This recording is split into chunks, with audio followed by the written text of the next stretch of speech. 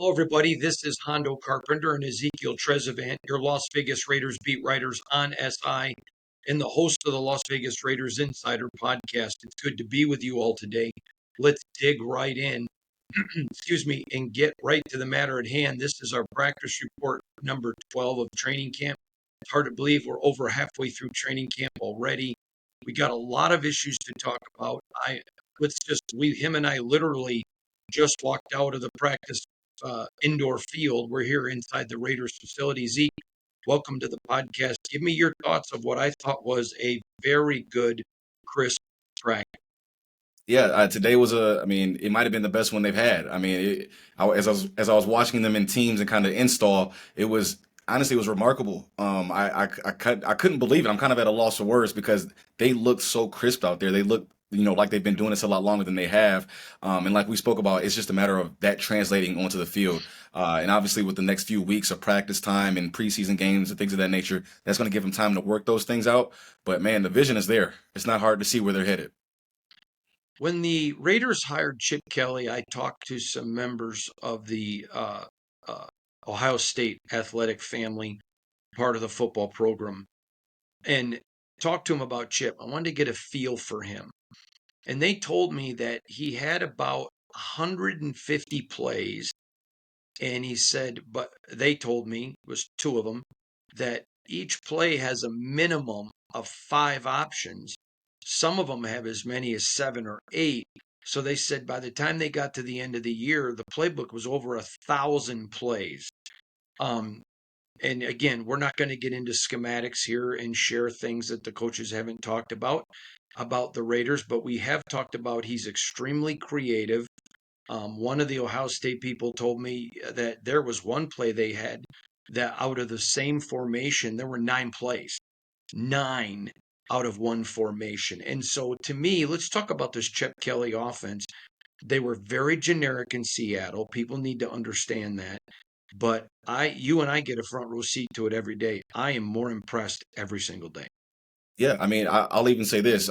What I felt like I saw in that Seattle game was a lot different than what we have been seeing. And again, I think that's by design. Pete actually referenced that in the call yesterday after the game. He kind of announced, or he said that, hey, we're not trying to show our hand too early, right? So Pete said that straight out of his mouth, and I think that's a real thing. But I think they're taking that to heart very, very seriously. I think what's happening is just off of one game, and obviously we have two more coming. But I think what's going to happen in these preseason games is these guys are going to get their reps in, they're going to get their work in. But I don't think they, I think they want to catch some people by surprise. I really do. And I think what that's going to mean is I think these preseason games they're going to be a little bit of a mess. I don't know how to Mhm. say it, but that's by design. That way, hey, when week one, week two, week three, week four comes, those teams are caught off guard basically. So it's going to be an interesting next few weeks. But these guys, they look right on schedule from what we saw today. I was impressed. I can't say it enough. So I'm writing my article for today, and it's just an honest evaluation of the quarterback room. Um, I am stunned, and not because I thought Geno Smith was stupid, because I never did. I would have been stunned if Tom Brady was the quarterback at his command of this offense. They are putting new wrinkles in every single day. I've not once seen him where he didn't execute the play correctly, where he isn't going up helping other guys understand the execution. I've seen Aiden and Cam, obviously Cam more than Aiden, but that's normal. The fact I haven't seen Gino do it is stunning to me. Give me your thoughts on how you think these three quarterbacks are picking up the system. I think it's been smooth.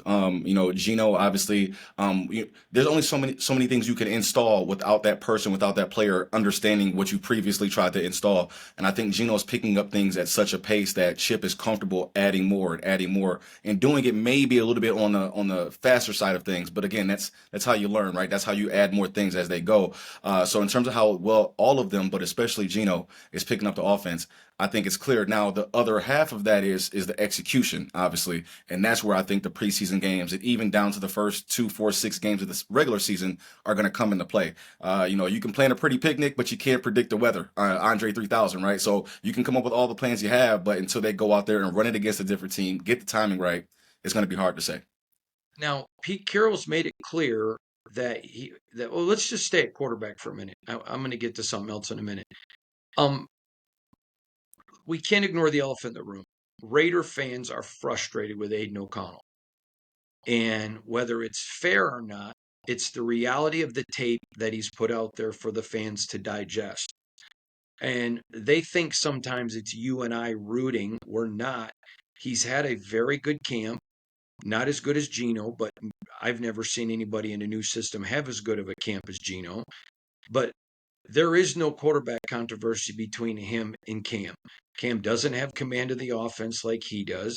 Cam was going against a significantly depleted Seahawks competition level um, on Saturday or whatever night it was, Thursday night. Sorry, all my days are running together because of Cam. The Mine point is, too. I'm getting a lot of email from fans. I know you are too. Man, is Cam going to take the job from Aiden? No, he's not. And even though I don't think Aiden's job is in jeopardy or his roster spot, I think for him to get some relief from the fan base, he's got to put something together for them. So I'm going to make this next statement with a caveat that I don't think he's in any trouble of losing a job or his spot or his job. But with that said, he can't go out and have a slow start and play the way he did against Seattle in that first half when he gets out there against San Francisco, in my opinion. He needs to come out, have a fast start, show Raider Nation what we've got to see in practice, and just kind of get a little steam out of the teapot, let things simmer, relax a little bit, and start to earn the praise of the fans. I mean, Pete Carroll's come out and said, I have as much confidence in Aiden as I did in Geno backing up Russell. Those are big words. That tells you a lot. But where am I wrong on Aiden? So I think just to kind of add to what you're saying, I think what people are saying, and I think where people are coming from, is a place of having expectations from Aiden that he can potentially be a starter, whether here or elsewhere. People that have been watching him for the last few years, they expect him to eventually grow into a potentially starting quarterback in the league. If they didn't have those expectations, they wouldn't necessarily be as vocal about where he is right now. So it's Right. just it's part of expecting him to grow and having high expectations for him. With that said, I think what Aiden has to do, and we've already said it, I've said it a million times. I think Aiden is very cognizant of the things he needs to get better at. Aiden has shown growth, but Aiden basically he has to get rid of that one. It seems like every game there's one bad mistake. Now it may or may not always be his fault. And most of the time I do think that there are other extenuating circumstances that lead to his one bad mistake. However, that's the difference between a backup quarterback and a starting quarterback, right? Because everything's not going to go your way as a starting quarterback. I think what a lot of people want to see is, hey, when things go south, what does Aiden do? And that's where he has to get better. Eliminate that one mistake that it just seems like it happens every time he gets out there. Now, he'll still have a good productive game, right? He'll still throw for those 200, 300 yards, from time to time. But there's always that one mistake, or whether it's a sack, right? Or he didn't get rid of the ball quick enough. There's always that one mistake that it's like, hey, even if you throw it out of bounds, like we've said before, throw it out of bounds or just get rid of it, whatever it may be, don't make that mistake. Everything else is good. That's where he has to get better at. And that's where, in terms of quarterback battle, I don't think it's close between 2 and 3, if you ask me. But again, I think where everybody's coming from with Aiden is from a spot of wanting him to grow to what we all. When Aiden's hitting, when everything's going well, we've seen Aiden go out there and ball. We've seen it before. But more times than not, something goes wrong because you don't necessarily have the best roster. You got to get over that hump. And I think fans are tired of hearing about it. They want to see it. I'm going to give you an interesting observation. I've said this before. The backup quarterback in any city is always the most popular player in any city. There was real vitriol with Derek Carr. Fans either loved him or hated him. You don't see vitriol with Aiden. You see a lot of people that are like, nope, he's not the guy, get rid of him. But you don't see it personal like it was with Derek. I don't think that people dislike him or don't want to believe in him. They're just saying there's too many performances like the first half of Seattle for me to get excited about. And again, I don't think the pressure's on him to keep his job or to keep his roster spot. But I think at some point you got to go out like that scene in Titanic. In Gladiator, if you want to get freedom, win the Yeah. crowd. And at some point, he's got to do something to win the crowd. There you go. You got to make a push, right? Or at least try to make a push, right? And I think to your point, right? Once a player starts to plateau, if he plateaus for too long, you kind of start to wonder, is this the most we're going to get out of this guy? And And it's a money year. exactly, right? Exactly. So I think that goes into it too, right? If that doesn't give you the motivation, then maybe this is what you are, right? Maybe there is no next level for you, and that's okay. There's nothing necessarily wrong with that, right? But at the same time, he's in that in between spot. Is there more? Is there not? And until we figure it out, there's going to be some. There's going to be a lot to say about it. All right, let's turn our attention, if you don't mind. I want to talk about Pete Carroll made a surprising statement in his teleconference yesterday. Very surprising that they're going to play the starters, and the way I took it, and you may have taken it differently, was sounds like they're going to get some significant reps. He's the Hall of Famer. I'm not. What are your thoughts on that? And did you read it as the same? No, I read it as the same, and I read it as the same mainly because of how quickly he said it. I mean, it didn't take him long to come out and be like, "Hey," but I think that speaks again, Hano, to what we've been saying really the whole time. They have to, and it's not just the Raiders, right? This is not unique to the Raiders. They have to work on their timing, and there's no better way to work on your timing than playing live against another team. So yeah, I do think it's going to be significant. And I think it makes sense, right? This way you can get that timing together now and not when it costs you regular season games. Yeah, I agree with you 100%. Do you like the idea of playing these guys? I do within reason, right? You got to kind of trust those guys to protect themselves, and you don't want any bad mistakes that can potentially lead to injury. But that's the game. That's football, right? So that's the only way to prepare for it is to go out there and do it. There's no more valuable tool that they have than to go out there on Saturday and obviously joint practice on Thursday and go up against another team. So they had time. The timing is huge. It's huge. I can't stress it enough. Between the new coaching staff, the new plays that they're installing, they have to get the timing down. Preseason is the time for it. All right. Were you surprised that there's not going to be really tackling or anything at the joint practice when Pete said it, or did I mishear it? No, no, no. I definitely heard that too, and I was surprised. And you and I have not talked about this, but I was definitely I picked up on it. I was like, wait, what? But at the same time, again, right? You want to protect your guys, right? And I don't know who necessarily. I don't personally know who made that call, whether it's which coaching staff, whatever it may be, or if it's a league thing. I don't know. But either way it goes, like you have to. I don't know. It definitely caught my attention. It caught my attention. Yeah, I heard it was a San Francisco thing because they had two other joint practices already. Here's Okay. my thing though. What's the use of a joint practice if it's not going to be physical?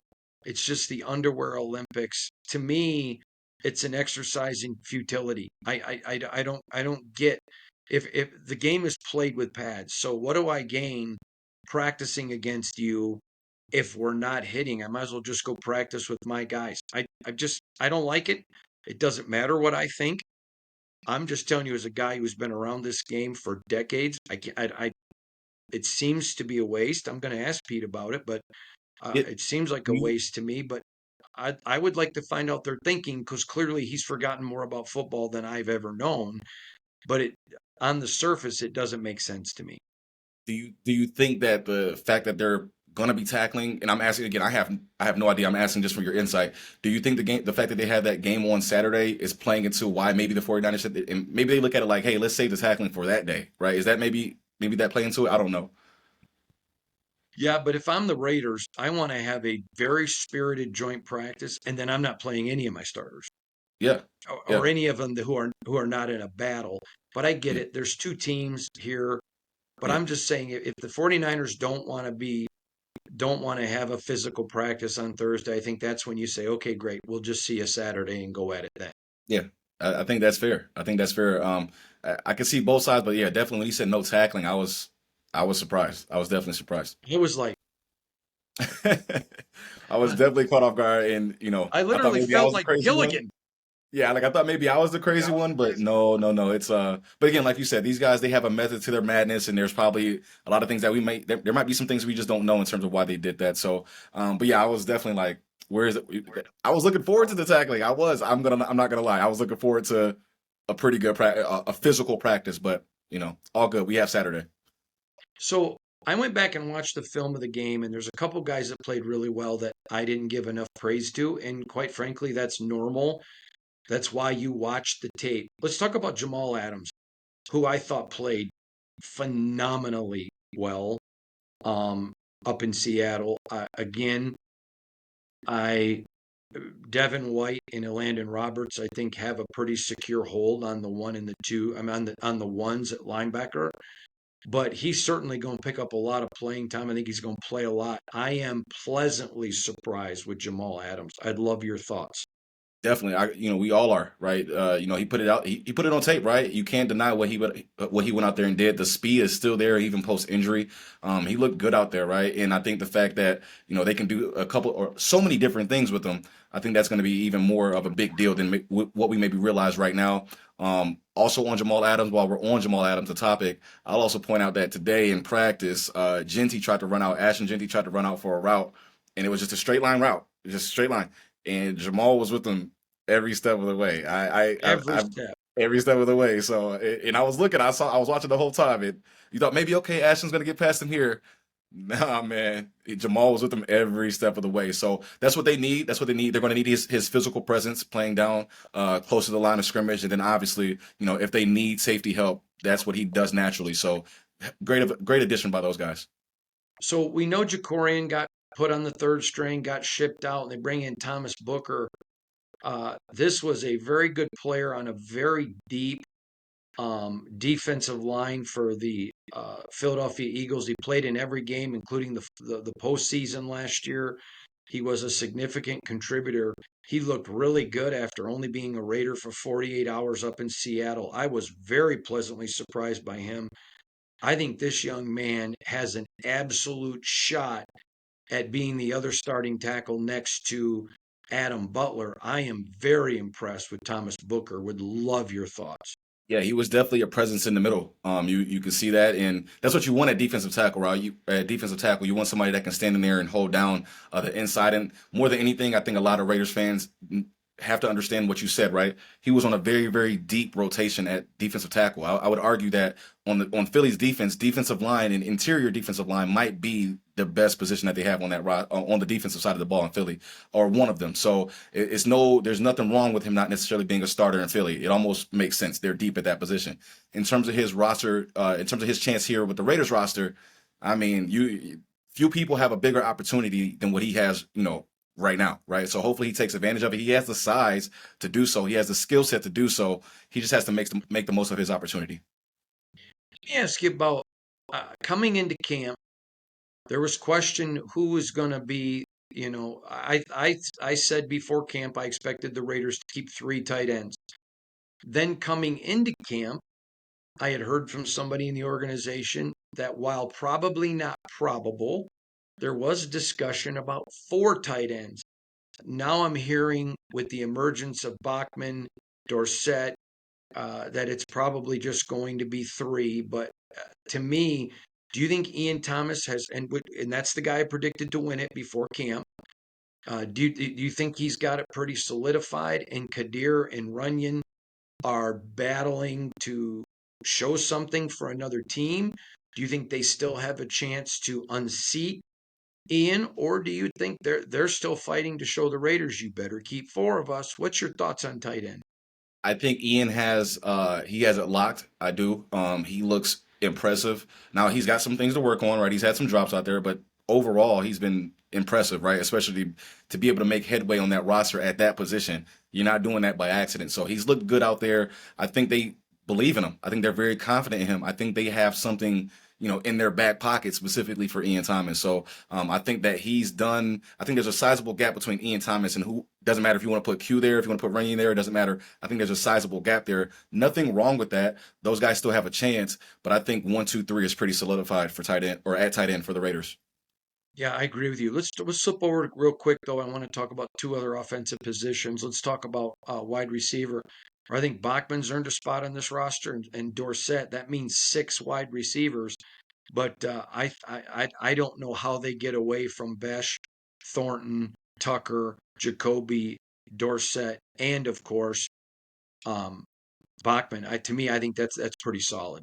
Yeah, I mean, literally across the offense, across the board, you're starting to see things pretty much solidified, right? Like the same people are starting to run out with the ones, are starting to run out with the twos. It seems like they're pretty confident in that. So, yes, I think at wide receiver, you hit it right on the head. I don't think you're going to find a better four on the roster than the four that you just named. So, I think what we're seeing is them starting to say, hey, this is what we're rolling with. let's make the best of it. And I think the best is going to be really good. All right, let's talk about Alex Kappa. Do you think he's in danger of making the roster?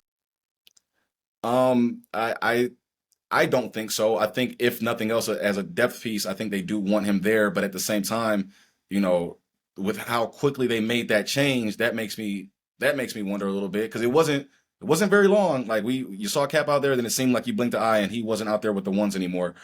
So overall, I think he doesn't have anything to worry about. I think linemen are like underwear and socks. You can never have too many good ones, right? So I think he's one of those. And but at the same time, he's got to show the coaching staff something. Problem is, if you're keeping 3 tight ends and 6 wide receivers, you only got so many spots, Mhm. and you're keeping Caleb Rogers, the rookie. Yes. You start real quick running out of spots, don't you? Yeah, 100%. Yeah, they've got some tough decisions at that position at offensive line and some spots on the defense too. All right, last one for me. I am really looking forward to in this next preseason game, and we're going to talk more about this as it gets closer. But I mean, we're a week away, but I am looking forward to. I want to see a lot of Sincere and Zamir. I just really have liked these guys as camp. I want to see a lot of them. Your thoughts on them? Man, every time you think it's like watching a heavyweight fight between those two. Every time you think one hit him with the haymaker, the next one's comes back a play or two later, and he's hitting with a haymaker of his own. So even today in practice, I mean, Zamir, he looked like the healthy Zamir.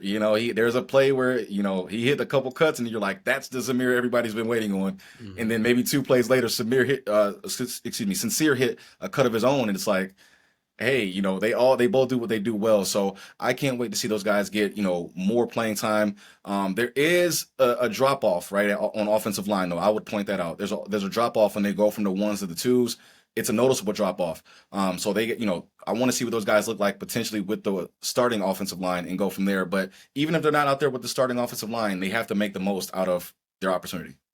Yeah, and I want everyone to know coming up on Monday, I'm going to have my latest 53-man projection, and there are several changes that weren't there on my pre camp. So make sure you're checking that out. Zeke, I know you have quarterback and rookie stories every single day. Tell everybody where to find you on social media. Yes, on X/Twitter, you can find me at EZTrez. That's TREZ_SI. And you can find me, of course, when you go to @Hondo Carpenter on X, formerly known as Twitter, and check out all of our coverage, videos. Nobody's giving you more than us. 15 to 20 stories every day, absolutely free, no paywall, videos, podcasts, articles, analysis, all of it. SI.com/NFL/Raiders. Thanks, Zeke. Yes, sir. Thank you.